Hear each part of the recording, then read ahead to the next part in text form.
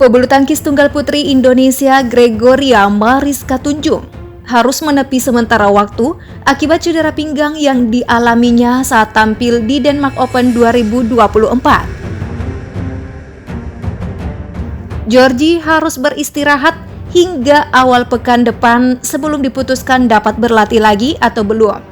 Setibanya di Jakarta dari Denmark pada Selasa 22 Oktober 2024, Georgie langsung menjalani pemeriksaan di RS Medistra. Kini hasil pemeriksaannya telah diketahui dan Georgie didiagnosis menderita cedera di bagian pinggang. Memang ada cedera di bagian pinggang Gregoria. Selasa kemarin saya sudah melakukan pemeriksaan termasuk MRI dan hasilnya dia harus istirahat setidaknya sampai Senin depan. Tidak boleh latihan terlebih dahulu.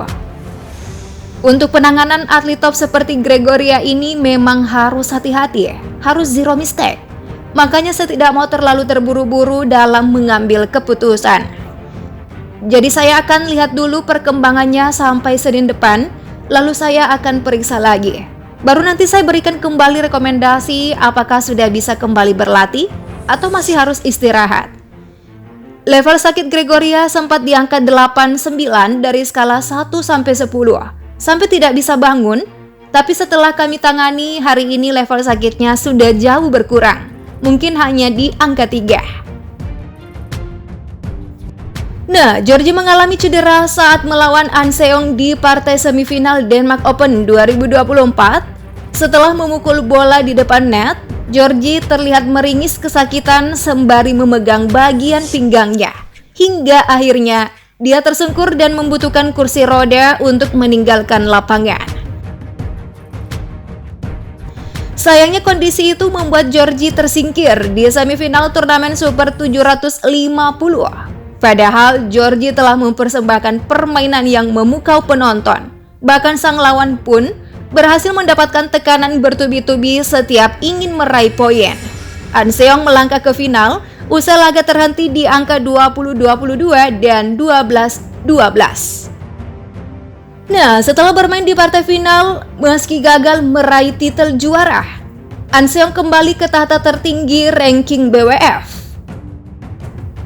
Perubahan tempat juga dialami oleh wakil Indonesia Putri Kusumawardhani. Putri KW meroket ke posisi 21 dunia.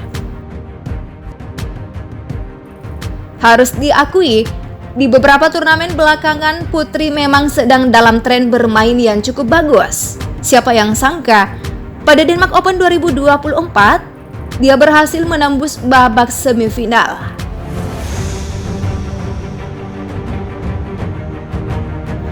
Kemenangan sebenarnya nyaris didapatkan Putri KW setelah mampu mencetak game point lebih dulu pada game pembuka ketika melawan Wang Ziyi. Namun keberuntungan tak memihak padanya.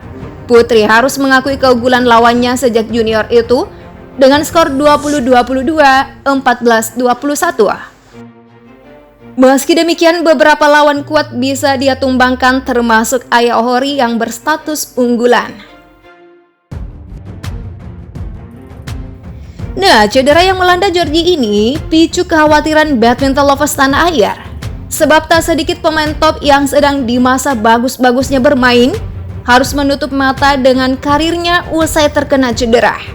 Kesulitan kembali pada performa terbaiknya hingga absen dalam banyak turnamen bergengsi, semua demi pemulihan yang ujung-ujungnya tidak bisa menjamin kondisi fit 100%. Ya, ini yang ditakutkan terjadi pada Georgie.